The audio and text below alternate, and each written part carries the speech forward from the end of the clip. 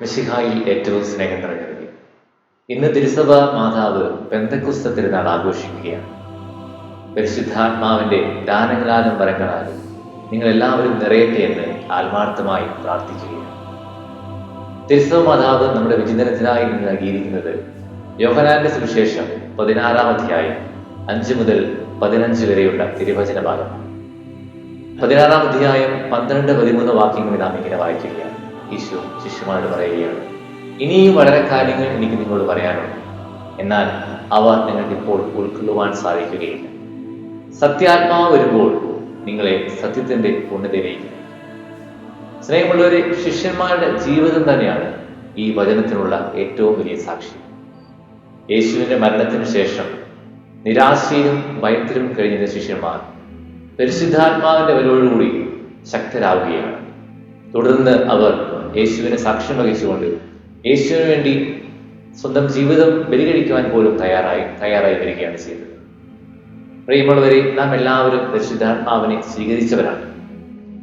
മാമോദീസായിലൂടെയും സ്ഥൈര്യപീഠനത്തിലൂടെയും നാം എല്ലാവരും പരിശുദ്ധാത്മാവിനെ സ്വീകരിച്ചവരാണ്. എന്നിരുന്നാലും നമ്മുടെയൊക്കെ ആത്മീയ ജീവിതത്തിൽ ഒരു മുരടിപ്പോ ഒരു വരൾച്ചയോ നാം അനുഭവപ്പെടുന്നുണ്ടെങ്കിൽ അതിനുള്ള കാരണം പരിശുദ്ധാത്മാവിന് പ്രവർത്തിക്കാനായി നാം നമ്മെ തന്നെ വിട്ടുകൊടുത്തിട്ടില്ല എന്നുള്ളതാണ്. പരിശുദ്ധാത്മാവ്, ഹോളി സ്പിരിറ്റ്, ആ വാക്കിൽ തന്നെ ഉണ്ട് പരിശുദ്ധാത്മാവിന് പ്രവർത്തിക്കുവാൻ ആവശ്യമായ സാഹചര്യം പരിശുദ്ധിയാണ് എന്ന് സത്യം. പരിശുദ്ധി ഇല്ലാത്ത ഇടങ്ങളിൽ പരിശുദ്ധാത്മാവിന് പ്രവർത്തിക്കുവാനായി സാധിക്കുകയില്ല.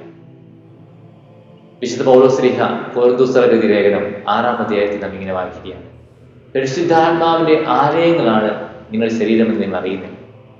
എഫേസ്യർക്കെഴുതിയ ലേഖനം 4-ാം അധ്യായം 30-ാം വാക്യത്തിൽ നാം വായിക്കുകയാണ്, നിങ്ങൾക്ക് ലഭിച്ചിരിക്കുന്ന പരിശുദ്ധാത്മാവിനെ നിങ്ങൾ വേദനിപ്പിക്കരുത്. എല്ലാവിധ തിന്മയും ക്രോധവും ദൂഷണവും നിങ്ങളിൽ നിന്ന് അകന്നിരിക്കട്ടെ. സ്നേഹമുള്ളവരെ, പരിശുദ്ധാത്മാവിന് പ്രവർത്തിക്കണമെങ്കിൽ വിശുദ്ധി നിറഞ്ഞ ഒരു ജീവിതം നമുക്ക് ആവശ്യമാണ്.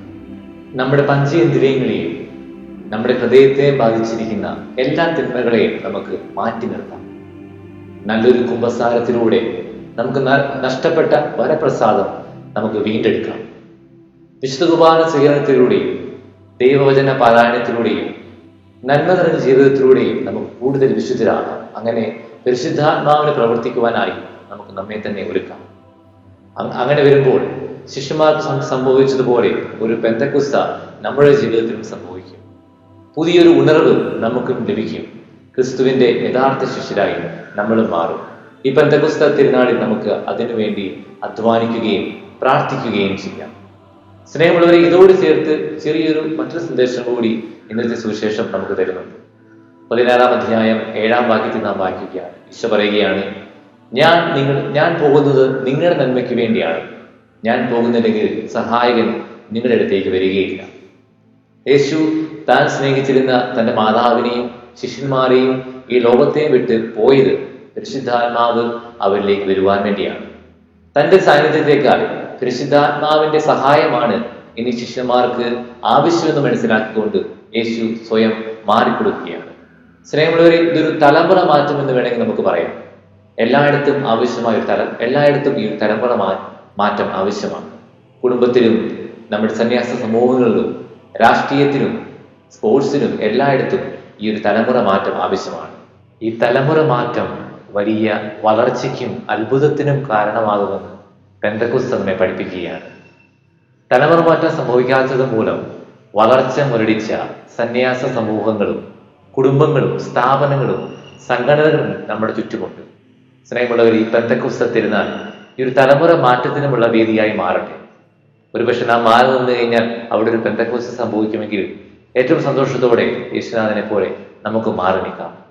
ഈ പെന്തക്കോസ്ത് നാളിൽ വിശുദ്ധി നിറഞ്ഞ ജീവിതത്തിലൂടെ പരിശുദ്ധാത്മാവിന്റെ പ്രവർത്തനത്തിനായി നമ്മെ തന്നെ വിട്ടുകൊടുക്കാം. തലമുറ മാറ്റത്തിലൂടെ വലിയ വളർച്ചയ്ക്കും വലിയ അത്ഭുതത്തിനും നമുക്ക് സാക്ഷികളാകാം. യേശുനാഥൻ നമ്മെ എല്ലാവരെയും സമൃദ്ധമായി അനുഗ്രഹിക്കും.